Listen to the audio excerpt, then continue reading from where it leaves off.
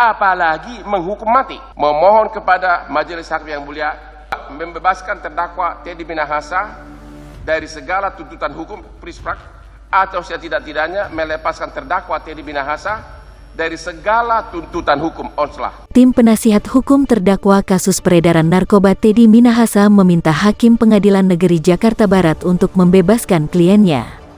Hal itu disampaikan Hotman Paris Hutapea saat membacakan nota pembelaan atau pleidoy kliennya. 100% barang bukti narkoba tidak pernah ada dalam penguasaan dari terdakwa. Narkoba 1 kilogram tidak pernah ditemukan, tidak pernah disita, tidak pernah diketahui siapa pemakainya. Sebagai perbandingan lagi-lagi, apakah seseorang bisa dituduh membunuh kalau korban yang dibunuh tidak pernah ditemukan?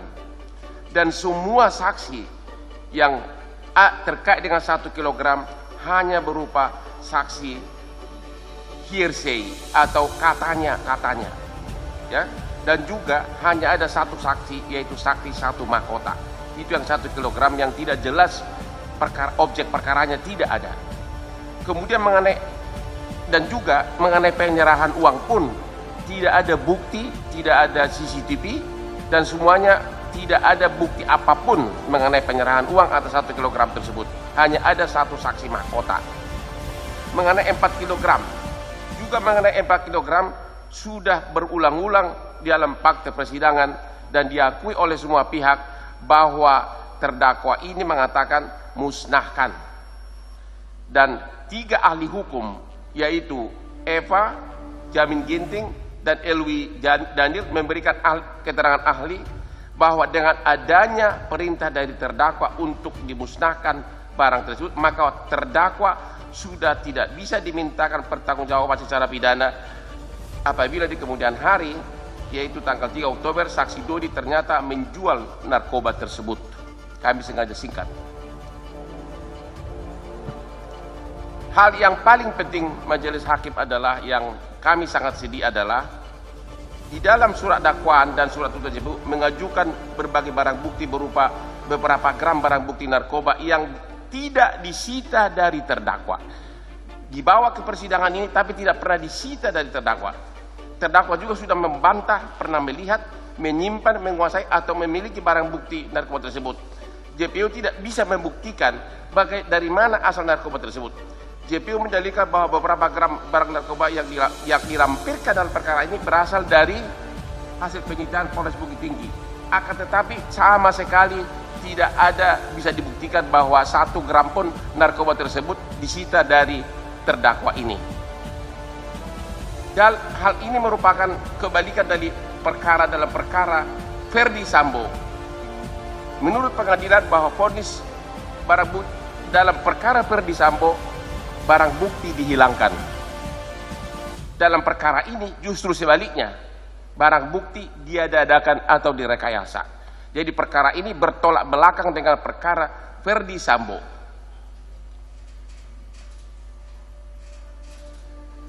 Bahwa 2 penyidik dari Polda Metro Jaya yang diperiksa di bawah sumpah juga menerangkan bahwa tidak ada satu ons pun barang narkoba tersebut ditemukan dari terdakwa ini maupun dari hasil penjualan.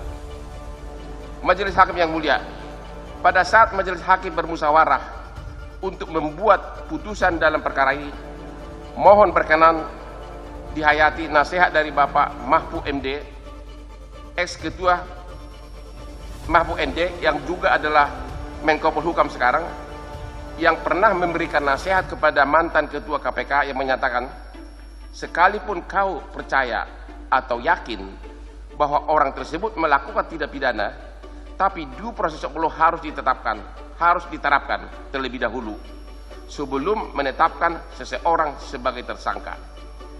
Artinya sebagai tersangka aja tidak boleh ditetapkan kalau due process of law tidak diterapkan, apalagi menghukum mati. Majelis Hakim yang mulia, tibalah kami kepada permohonan kami yang terakhir. Berdasarkan uraian fakta-fakta, bukti-bukti dan analisa juridis di atas, kami tim penasihat hukum terdakwa dengan segala kerendahan hati memohon kepada majelis hakim yang mulia yang memeriksa dan mengadili perkara ini agar menjatuhkan putusan sebagai berikut. 1. Menyatakan terdakwa Teddy Minahasa tidak terbukti bersalah melakukan perbuatan sebagaimana didakwakan oleh jaksa penuntut umum.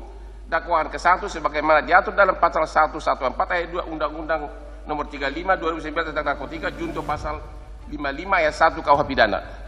Dakwaan kedua ayat 1 ke 1 KUH pidana. Dakwaan kedua sebagaimana diatur dalam pasal 11 ayat 2 Undang-Undang Nomor 112 ayat 2 Undang-Undang Nomor 35 tahun 2009 tentang narkotika junto pasal 55 ayat 1 ke 1 KUH pidana. Atau setidak-tidaknya menyatakan surat dakwaan JPU batal demi hukum dan atau surat tuntutan jaksa penuntut umum tidak dapat diterima.